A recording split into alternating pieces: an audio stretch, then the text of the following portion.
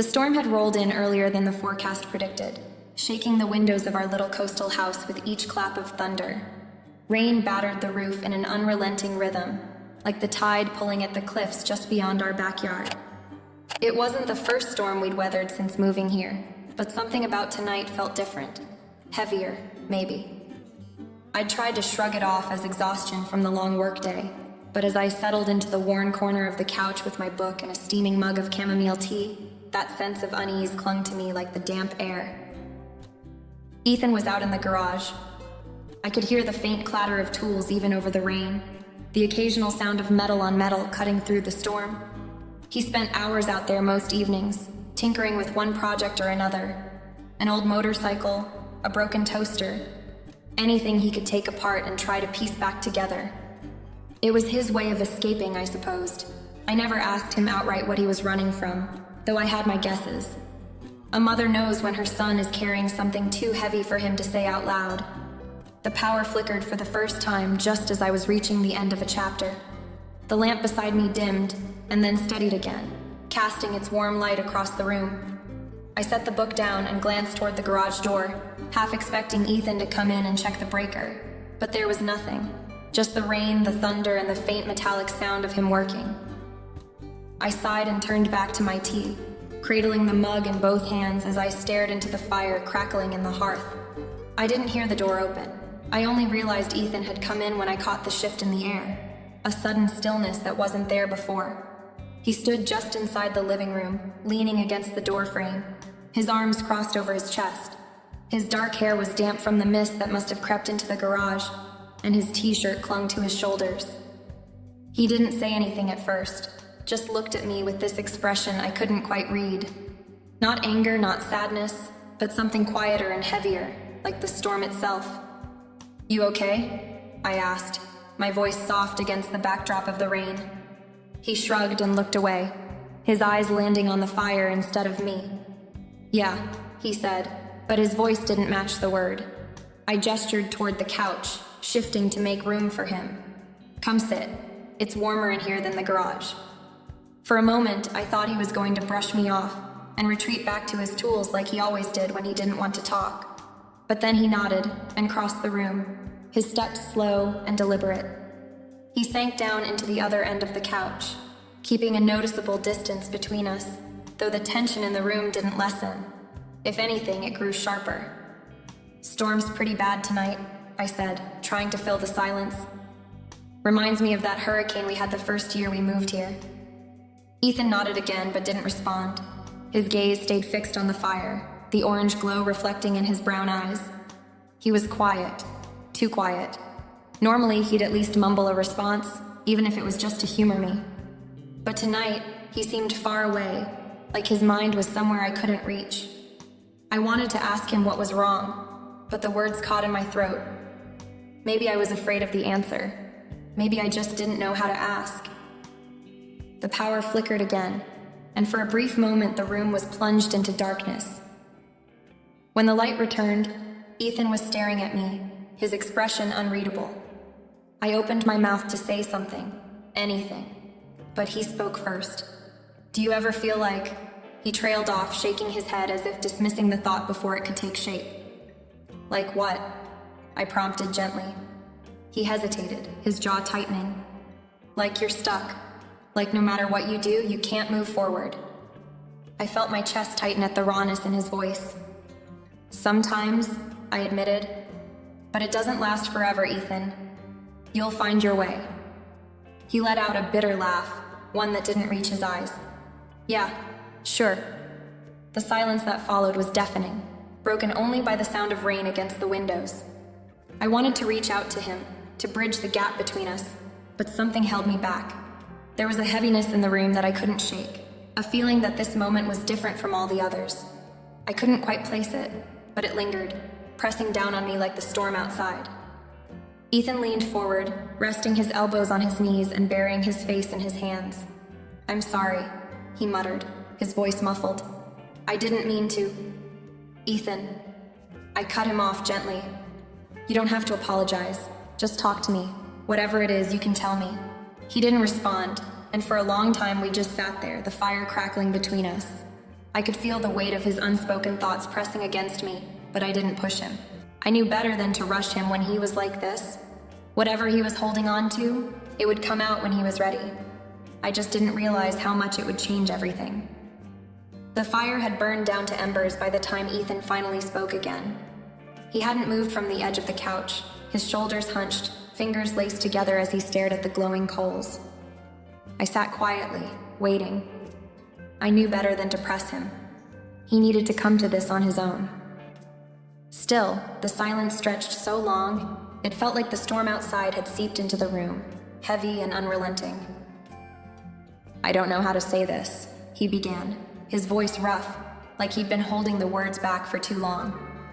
"I feel stuck, like I'm just here, not going anywhere, not doing anything, and everyone keeps looking at me like I'm supposed to be something I'm not." I frowned, leaning forward. "Who's looking at you like that?" "Everyone," he said, almost snapping. Then softer. "You. People from town. Even myself." I look in the mirror, and it's like I'm staring at someone I don't even know. His words hit me like a punch to the chest. "Ethan, I don't think of you like that," I said, keeping my voice steady even though my heart ached. "You're not a failure or whatever it is you think I see. You're my son. You're figuring things out. There's no shame in that." He shook his head, still not looking at me. "It's more than that, Mom. I feel like I'm supposed to be him." I didn't have to ask who he meant. My late husband, Ethan's father. Strong, steady, larger than life. He'd been gone for almost 5 years, but his absence still loomed over both of us, like a ghost haunting our every move. "You're not your father," I said gently, "and you don't have to be. He wouldn't want that for you. You don't get it." Ethan's voice broke, and he finally turned to face me. His eyes were red but dry, like he was too worn out to cry anymore. "He's the one everyone remembers, the one who everyone says I'm just like. They keep expecting me to be him, and I'm not. I can't be. I can't even figure out what I want to do with my life, and he had everything figured out." I slid closer to him, my instinct to comfort overriding any hesitation. "Ethan, you're not supposed to be anyone but yourself. Your dad. He was incredible, but he wasn't perfect. He struggled too in ways you didn't see. He loved you, and he was proud of you, just for being who you are. That's enough." Ethan's head dropped, his hands running through his hair. He looked so much like his father in that moment it took my breath away, but there was something more vulnerable about him, something raw that I hadn't seen in years. "I don't know how to move forward," he admitted after a long pause. "I thought college would help, but I hated every second of it. I thought coming back here would make things easier, but I just feel more lost. I don't even know where to start." I reached out, hesitating for just a second before resting my hand on his. "You start right here," I said. "One step at a time. You don't have to have it all figured out today or tomorrow or next year. You just need to keep going. And I'm here for you, Ethan. Always." His hand tensed under mine, and for a moment I thought he might pull away. But then he turned his palm up, fingers curling around mine. It was such a small gesture, but it spoke volumes. "Thanks, Mom," he said, his voice barely above a whisper. "For listening." "Always," I repeated, giving his hand a squeeze. The tension in the room eased slightly, though it didn't completely disappear. Ethan stayed where he was, holding my hand like it was the only thing keeping him grounded, and as the storm outside began to quiet, I couldn't help but feel like the storm within him was just beginning. The next morning, the storm had passed, but the air still carried the weight of it, heavy, damp, and oddly still. I woke earlier than usual, sunlight slipping through the curtains in soft streaks. For a moment, I stayed in bed, staring at the ceiling, replaying the conversation Ethan and I had shared the night before. His words had settled deep in my chest, leaving behind a dull ache that refused to fade. By the time I made my way to the kitchen, Ethan was already there, leaning against the counter with a mug of coffee in his hands. His hair was tousled, and his face looked tired but lighter, as if he'd shed some of the weight that had been dragging him down. He glanced up when I entered, offering a small, almost shy smile. "Morning," he said, Morning. I returned the smile and busied myself with pouring my own coffee. The silence between us wasn't uncomfortable, but it was thick with unspoken thoughts. I wanted to ask if he felt better, but something told me to hold back, to give him space to let the quiet settle. After breakfast, we decided, on a whim, really, to take a drive out to the old lighthouse on the cliff. It had been one of his father's favorite places, and though we hadn't been back in years, the thought of it felt comforting, like reconnecting with a piece of him. Ethan didn't say much on the way there, staring out the window as the winding road led us closer to the coast. I kept sneaking glances at him, wondering what was running through his mind but not daring to break the silence. When we arrived, the wind was brisk, carrying the scent of salt and seaweed. The lighthouse stood tall and weathered against the clear blue sky, its white paint peeling in places but still striking against the backdrop of the ocean. Ethan stepped out of the car first, shoving his hands in his jacket pockets as he walked toward the edge of the cliff. I followed a few steps behind, watching as he stared out at the waves crashing against the rocks below. "I forgot how loud it is out here," he said finally, his voice almost lost to the wind. "It's always louder after a storm," I said, stepping closer to him, like the ocean's trying to get all its anger out. He didn't respond, but I could see the tension in his shoulders relax slightly. We stood there for a while, side by side, watching the water churn and crash. The lighthouse's shadow stretched long across the ground, a silent reminder of the history it carried. This was his place, Ethan said suddenly. Whenever he needed to think, or when things got hard, he'd come here, didn't he? I nodded. He said it made him feel small in a good way, like no matter how big his problems felt, they weren't bigger than the ocean. Ethan let out a soft laugh, though it was tinged with sadness. "I wish I could feel that way. Most of the time, it just feels like I'm drowning in it." His words cut through me, but I kept my voice steady. "Your dad didn't have it all figured out, Ethan. He struggled more than you know. But this place, it reminded him that it's okay to not have all the answers, that it's okay to just be." Ethan turned to me, his expression raw and open in a way that caught me off guard. "Do you ever feel like that? Like you don't know what you're doing?" "All the time," I admitted. "I think everyone does. But it's what we do in the not knowing that matters." He nodded slowly, letting my words sink in. Then, for the first time in what felt like forever, he smiled. Not the polite, forced kind he'd been giving me lately, but something real. It was small, but it was there, and it gave me hope. Before we left, Ethan asked me to take a picture of him standing in front of the lighthouse. He posed awkwardly, hands shoved deep in his pockets, the wind whipping his hair. As I snapped the photo, I couldn't help but think how much he looked like his father in that moment. Strong, thoughtful, and searching for something only time could give him. On the drive home, Ethan seemed lighter, almost playful.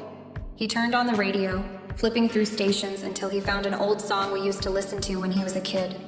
He sang along, off-key and grinning when I rolled my eyes. It was the first time in weeks that I'd seen a glimpse of the boy he used to be, and for a moment, it felt like the storm inside him had calmed. But as I glanced at him out of the corner of my eye, I couldn't shake the feeling that something was still lingering, just beneath the surface, waiting to rise. That evening, the air in the house felt different, though I couldn't put my finger on why. The storm had long passed, leaving behind a sharp chill that seeped through the walls. But it wasn't the cold that unsettled me. It was the way Ethan moved around the kitchen as we prepared dinner together, his steps unhurried but deliberate, his presence filling the small space in a way that made it feel both comforting and strangely close. "I'll chop the vegetables," Ethan said, reaching for the knife before I could respond. "Thanks," I murmured, busying myself with seasoning the chicken. It wasn't unusual for us to cook together, but tonight felt different. There was an ease between us that hadn't been there for a long time, like some unspoken barrier had fallen. As we worked side by side, the quiet hum of the radio playing in the background, I became acutely aware of the small details. How his arm would occasionally brush mine when we reached for something at the same time. How his laugh seemed softer, more personal when I made a joke about his clumsy chopping skills. At one point, he leaned over to grab the olive oil, his hand grazing my shoulder. It was a light touch, So brief it could have been accidental, but it lingered in my mind longer than it should have. I glanced at him out of the corner of my eye. His focus was entirely on the cutting board, but there was something about the way he stood, the set of his jaw, that made my heart skip. Not out of fear or discomfort, but something I couldn't quite name. "Do you remember when we used to do this all the time?" Ethan asked suddenly, breaking the silence.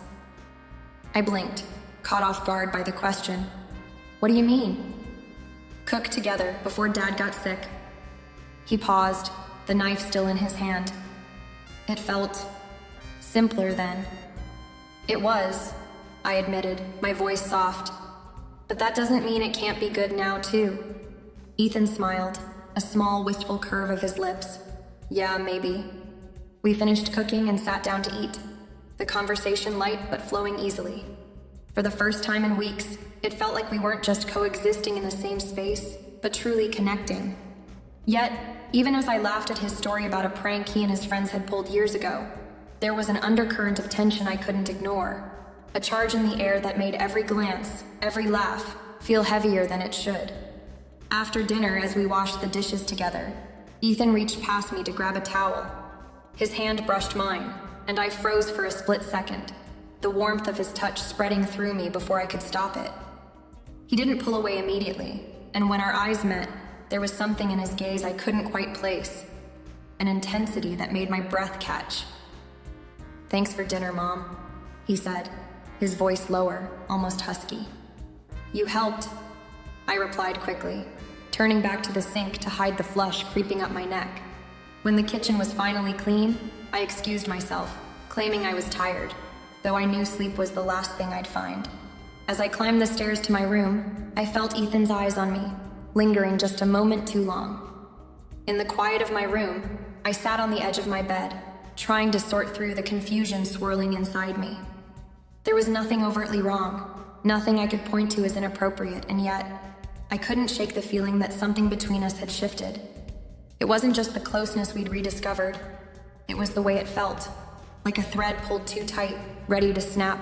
I told myself I was imagining things, that the tension was all in my head. But as I lay there, staring at the ceiling and listening to the faint sound of Ethan moving around downstairs, I couldn't shake the thought that we'd crossed an invisible line, and that we were both too afraid to admit it. Later that night, the storm unexpectedly returned, bringing with it heavy rain and the rumble of distant thunder. I had already gone to bed, but the sound of the wind rattling the windows made it impossible to sleep. I sat up, hugging a blanket around my shoulders, listening to the rain hammer against the roof. A soft knock at my bedroom door startled me. "Mom, you awake?" Ethan's voice came through the door, low but clear. "Yes, come in," I said, my voice steady, though my pulse quickened. He stepped inside, carrying a small bundle of candles and a lighter. His hair was damp, and the sleeves of his hoodie were pushed up to his elbows. He looked younger somehow, standing there in the dim light of the hallway, yet there was a seriousness about him that made my chest tighten. "The power's out again," he said. "I didn't want you sitting in the dark alone." "I'm fine, Ethan," I replied, though I didn't stop him as he crossed the room and set the candles on my bedside table. "Storm's worse than earlier," he said, lighting the first candle. The flickering glow cast soft shadows across his face, making his expression unreadable. I shifted to make room as he sat on the edge of the bed. "You didn't have to come all the way up here." He shrugged, leaning back slightly. "Didn't feel right leaving you by yourself." For a moment we sat in silence, the only sounds the relentless rain and occasional crash of thunder. Ethan's presence was comforting in a way I hadn't anticipated, though it was also unnervingly close. Wrapped in the faint golden light of the candles, the room felt smaller, more intimate. "Remember when I was little and I used to get scared of storms?" Ethan asked, a faint smile tugging at his lips. I nodded, smiling at the memory. "You'd crawl into bed with me and bury your face in my shoulder until you fell asleep. You were so little then." "Not so little anymore," he said, his voice softer now, almost thoughtful. "No, you're not," I said, my eyes meeting his for a moment before I quickly looked away. Ethan shifted closer, pulling the blanket off the foot of the bed and wrapping it around both of us. His shoulder brushed mine, and I felt the warmth of him through the fabric. It was such a simple gesture, yet it carried a weight that made me feel both comforted and vulnerable. We sat like that for a while, talking about old memories, family road trips, birthday parties, the silly games we used to play when he was a kid. It felt good to laugh, to remember a time when things were simpler, even if those memories were tinged with the ache of loss. But as the night wore on, the tone of our conversation shifted. Ethan's voice grew quieter, his words slower, and the space between us seemed to shrink with each passing moment. "I don't know what I'd do without you," he said suddenly, his voice barely above a whisper. "You don't have to think about that," I replied, my throat tight. "I'm not going anywhere." He turned to look at me, his face just inches from mine now. "I mean it, Mom. You're the only person who's ever really been there for me. I don't think I tell you that enough." The sincerity in his voice made my chest ache. I reached out, resting my hand on his, and for a moment, we just sat there, holding on to each other. But then, as the thunder rolled outside, I realized how close we were. Too close.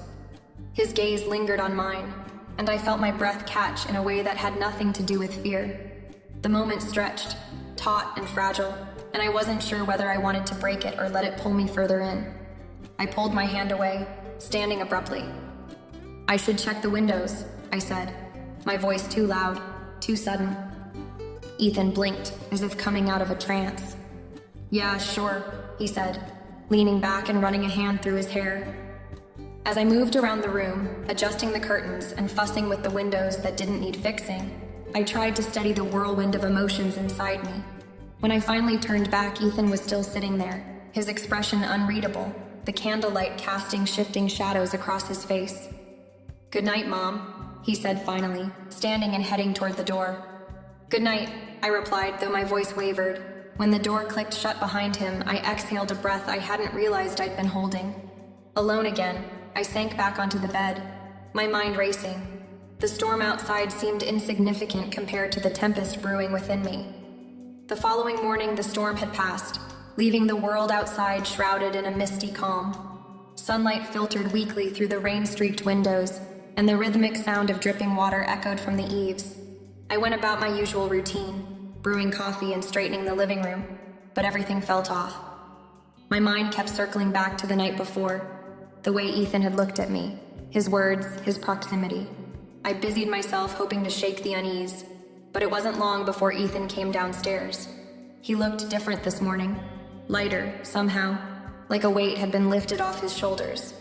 He smiled at me, and for a brief moment, I let myself believe that the tension from last night had been a figment of my imagination. "Morning," he said, pouring himself a cup of coffee. "Morning," I replied, trying to sound casual.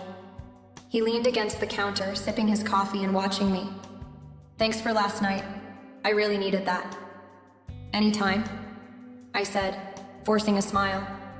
The words hung in the air longer than they should have, and I quickly turned my attention back to wiping the already clean counter. Ethan didn't move, though. He stayed there, watching me with a quiet intensity that made my skin prickle. "Hey, I've got something for you," he said suddenly, setting his mug down. "For me?" I asked, raising an eyebrow. "Yeah, I've been working on it for a while," he said, already heading out of the kitchen. "Hold on." I stayed frozen in place, coffee cup in hand, until he returned a moment later, holding something wrapped in an old towel. He placed it on the table and unwrapped it carefully, revealing the antique clock that had sat broken on the mantel for years. "I fixed it," he said, his voice tinged with pride. I stared at the clock, stunned. It had belonged to my grandmother, a piece of family history I thought was beyond repair. Ethan's hands had brought it back to life, its hands now ticking steadily. "Ethan? How?" I asked, my voice faltering.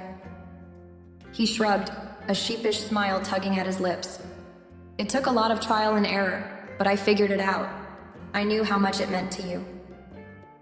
My chest tightened as I looked at him. His smile was different today, gentler, more vulnerable. He wasn't just seeking approval.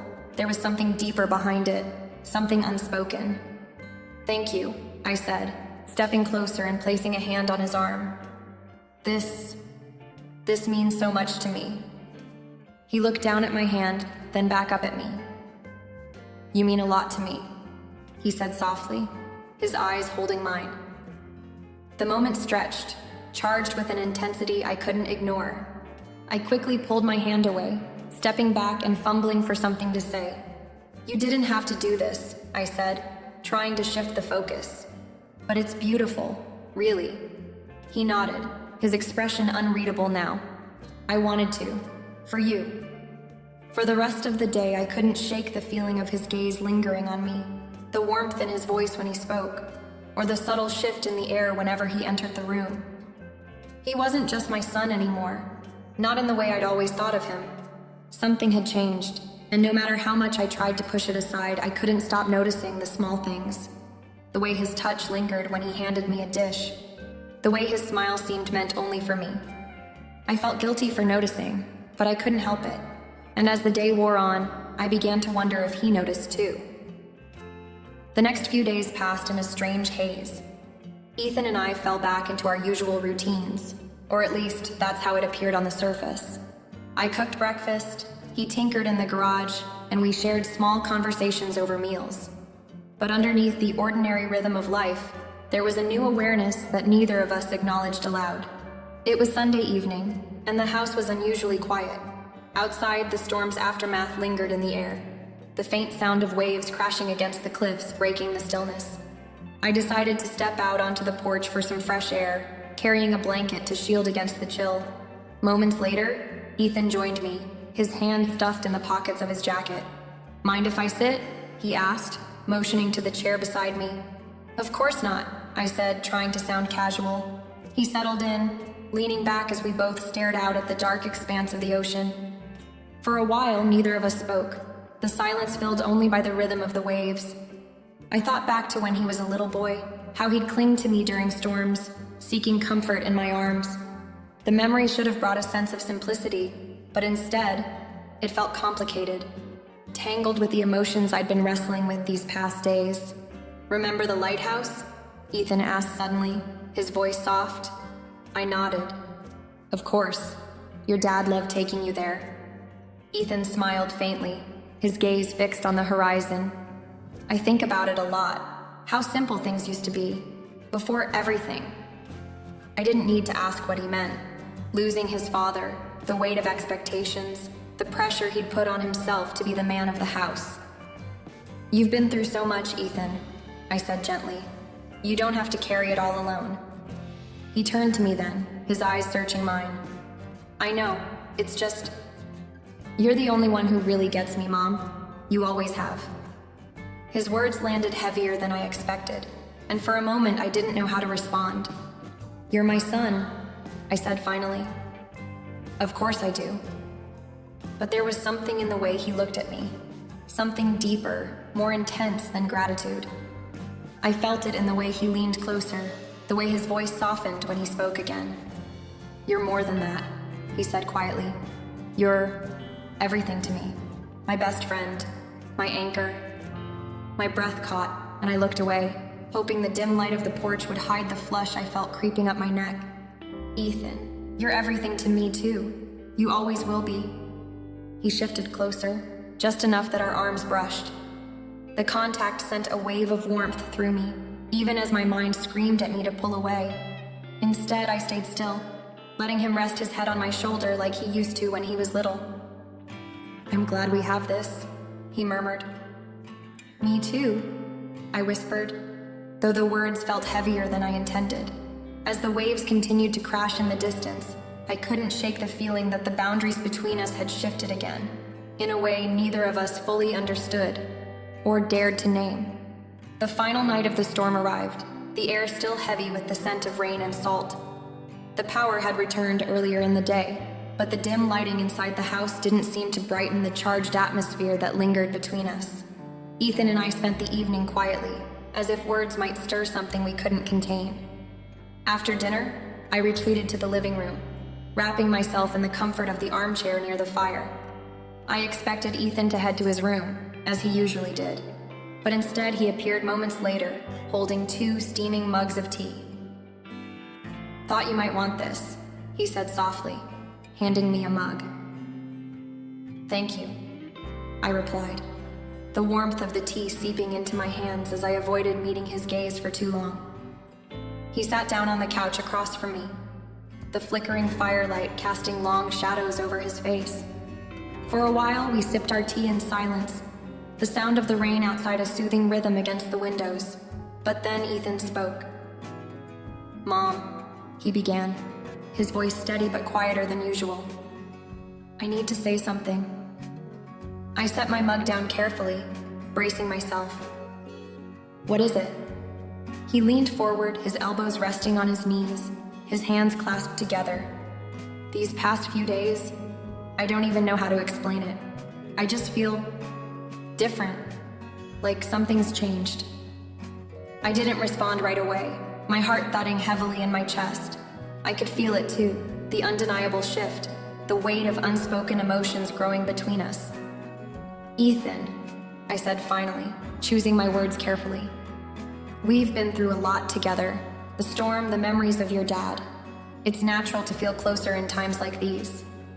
He shook his head, a faint, almost sad smile tugging at his lips. "It's not just that, though. It's you. The way you've been there for me, always. The way you understand me in a way no one else ever has." His words hung in the air, heavy and unrelenting. I wanted to look away, to change the subject, but his gaze held mine, and I couldn't move. "You mean so much to me, Mom," he continued, his voice thick with emotion.